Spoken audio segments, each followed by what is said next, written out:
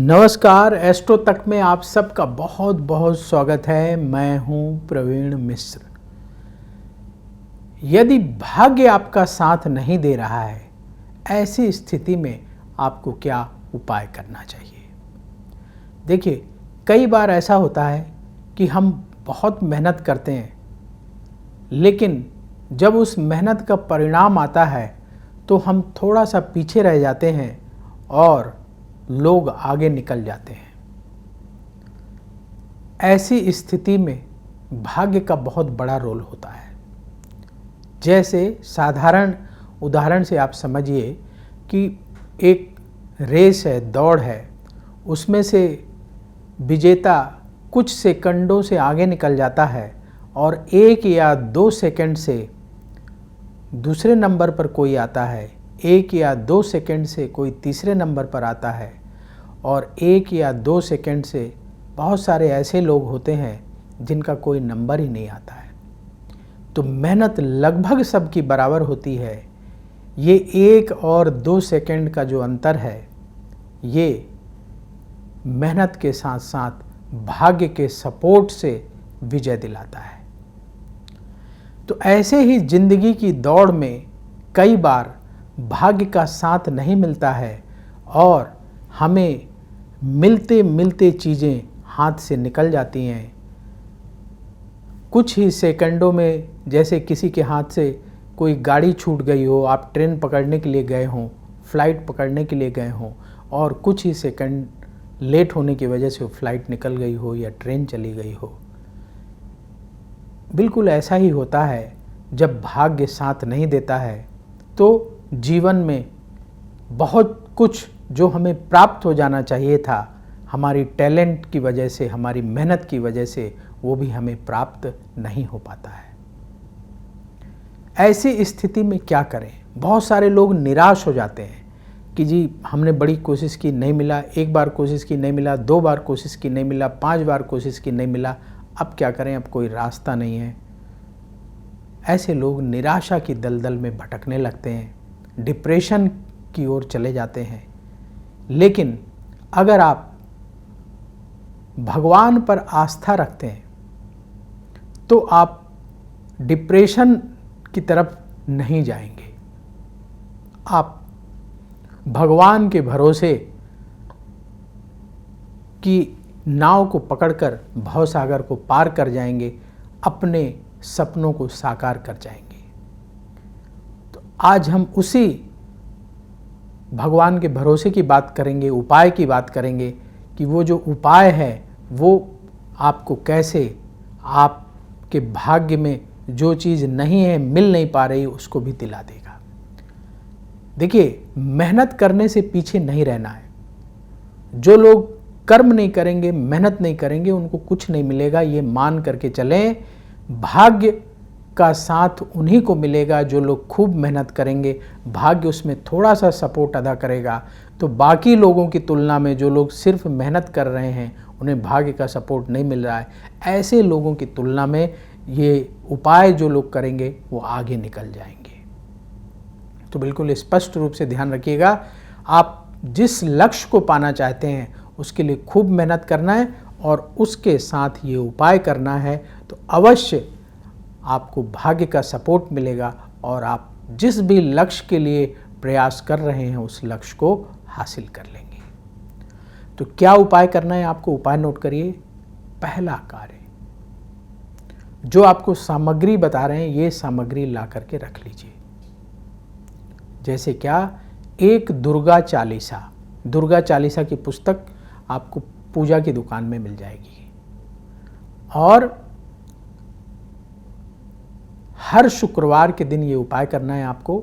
उसके लिए शुक्रवार से पहले ये सामग्री लाकर रख लीजिएगा। क्या क्या रखना है? नारियल, पान, सुपारी, लौंग, इलायची और पेठा। शुक्रवार के दिन आप व्रत रखें, माँ दुर्गा के मंदिर जाएं, वहाँ पंडित जी से निवेदन करके नारियल, पान, सुपारी, लौंग, इलायची, पेठा पंडित जी के हाथ में दे दें और माँ दुर्गा को अर्पित कराएं। और वहीं बैठकर दुर्गा चालीसा का पाठ करें। इसके बाद घी का दीपक जलाकर माँ दुर्गा की आरती करें। ये सारी सामग्री आपको खुद लेकर के जानी है।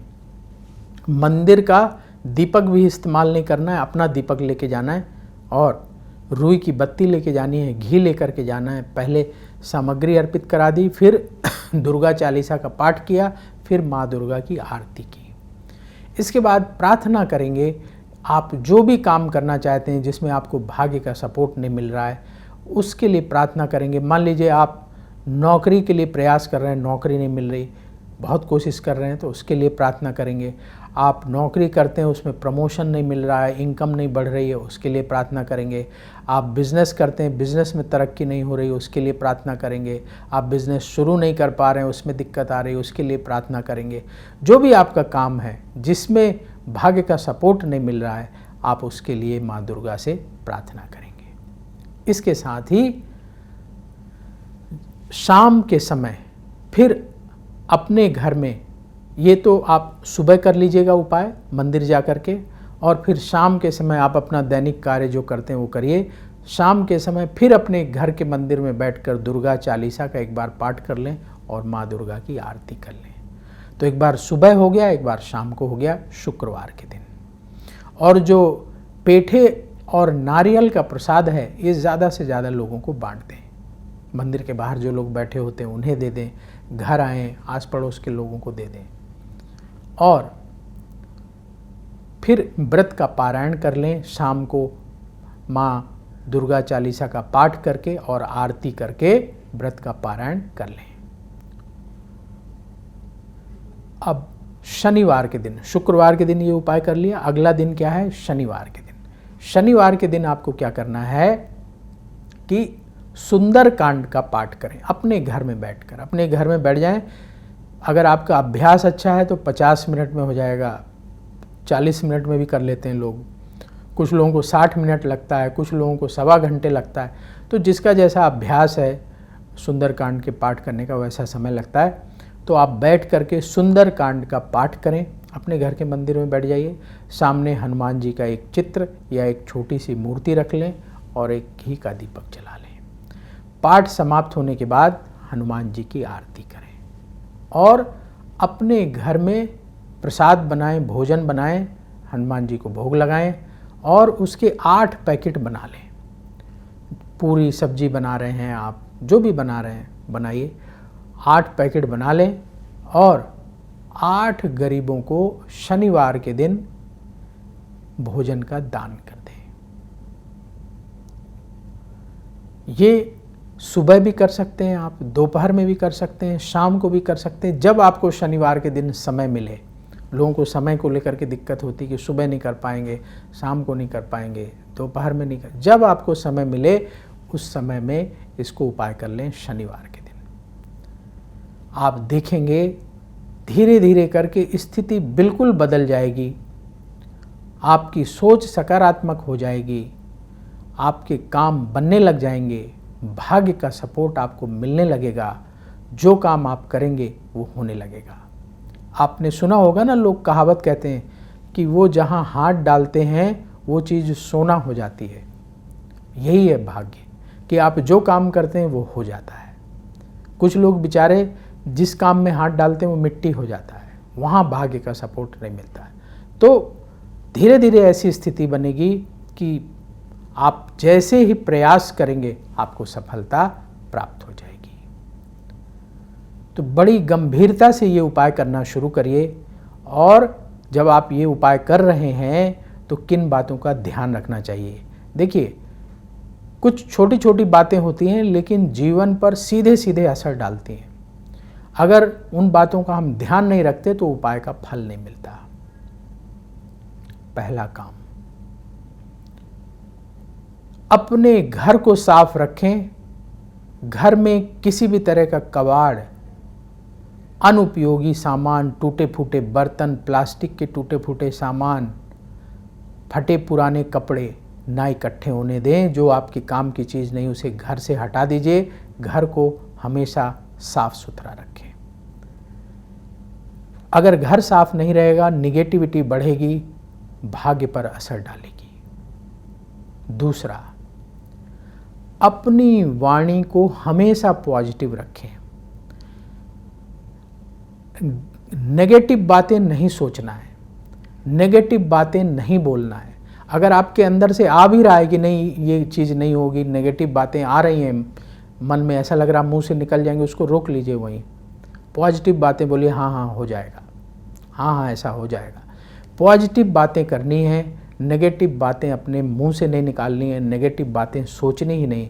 जब आप सोचेंगे ही नहीं तब मुंह से भी नहीं निकलेगी, जब हम सोचेंगे तभी वो जुबान पर आती है। तो ना नेगेटिव बातें सोचना है, ना नेगेटिव बातें मुंह से निकालना है। इसके लिए सबसे अच्छा काम क्या होता है, कैसी इसकी आदत बनती है, आप जो लोग नेगेटिव बात करते हैं उनसे दूरी बना लीजिए। ऐसे मित्र, ऐसे आसपास के लोग जो नेगेटिव बातें करते हैं उनसे दूरी बना लीजिए। लेकिन कुछ लोग कहते हैं जी कि हमारे घर में ही पंडित जी लोग नेगेटिव बातें ज़्यादा करते हैं, तो आप अपने घर वालों को रोकिए, टोकिए कि भैया देखो नेगेटिव बात मत करो, भले तुम्हारी बात सही हो लेकिन अच्छा बोलो। घर में कुछ लोग कहते हैं ना कि अच्छा बोलो अच्छा बोलो, तो आप भी कहिए कि अच्छा बोलो, नेगेटिव मत बोलो। तो घर वालों को टोकिए, वो भी पॉजिटिव बोलना शुरू कर देंगे और आपको तो पॉजिटिव बोलना ही बोलना है। तो ये छोटी छोटी बातें हैं जिनका ख्याल रखना है। और तीसरा, अपने व्यवहार से किसी को दुखी ना करें। आप जहाँ भी काम करते हैं, जहाँ भी रहते हैं, आस पड़ोस के लोग हैं जिनसे मिलते जुलते हैं, किसी को भी दुखी ना करें। कुछ लोग बेवजह लोगों को दुखी करते हैं, ऐसी बातें बोलते हैं कि सामने वाला नाराज़ हो जाए, उनकी कभी तरक्की नहीं होती। ऐसे लोगों की संगति से दूर रहें और ऐसा स्वभाव अपनी आदत में ना बनने दें। सबसे अच्छे से बोलिए, अपने व्यवहार से सबको खुश रखने का प्रयास करिए, आपकी बहुत तेज़ी से तरक्की होगी। ये बात बड़ी महत्वपूर्ण है। ऐसी कठोर बातें किसी को नहीं बोलनी है, चाहे वो कितनी भी बड़ी सच क्यों ना हो, कि सामने वाला दुखी हो जाए, 2 दिन तक सोचता रह जाए कि आपने क्या बोल दिया। हमेशा मधुर वाणी में बात करें, सॉफ्ट लैंग्वेज में बात करें और अच्छा बोलें। कई बार आपको लग रहा है कि नहीं यहाँ पे अच्छा बोलने से काम नहीं चलेगा, तो वहाँ चुप रहिए, लेकिन कठोर भाषा ना बोलें, किसी को दुखी करने वाली बात ना बोलें। जहाँ लगे कि यहाँ पे तो बात नहीं बन पा रही है तो वहाँ चुप हो जाए। चुप रहना उचित है, मौन रहना बहुत लाभदायक होता है कुछ जगहों में, तो मौन रहें। और आपने अगर गुरु मंत्र ले लिया है तो अपने गुरु मंत्र का निरंतर जाप करते रहें। यदि आपकी उम्र 40 से ऊपर हो गई है तो गुरु मंत्र जरूर ले लीजिएगा, क्योंकि गुरु मंत्र का निरंतर जाप करने से हमारे जीवन में पॉजिटिविटी बढ़ती है, भाग्य का साथ मिलता है और उन्नति होती है। अगर गुरु मंत्र नहीं लिया है तो आप जिस देवी देवता को मानते हैं उनके मंत्र का जाप करें, नहीं तो आप जय श्री राधे का जाप करना शुरू करिए। आप ओम नमः शिवाय का जाप करना शुरू करिए, ओम दुंग दुर्गाय नमः इस मंत्र का जाप करना शुरू करिए, या और भी कोई मंत्र या जो देवी देवता आपको पसंद है उनके मंत्र का जाप करना शुरू करिए। आपको भाग्य का सपोर्ट मिलने लगेगा। आप किसी देवी देवता के नाम का भी जाप कर सकते हैं। कोई एक सहारा पकड़ लीजिए, आपको भाग्य का सपोर्ट मिलने लगेगा। चाहे मंत्र का जाप करें, चाहे नाम का जाप करें। कोई नाम नहीं सूझ रहा है तो श्री राम जय जय राम, श्री राम जय जय राम, इसका ही जाप करना शुरू करें, सब कुछ मिल जाएगा। तो अब वक्त हो चला है आपसे विदा लेने का। मुझे दीजिए अनुमति और कमेंट बॉक्स में जय श्री राधे जरूर लिखें। राधा रानी की कृपा से तुरंत आपको पॉजिटिविटी की प्राप्ति होगी। बोलिए जय श्री राधे। अगर आप मुझसे जुड़ करके अपनी समस्याओं का समाधान चाहते हैं और चाहते हैं कि आपकी समस्याओं को ज्योतिष के माध्यम से सुलझाया जाए, तो आप हमसे संपर्क कर सकते हैं, जुड़ सकते हैं एस्ट्रो तक पर।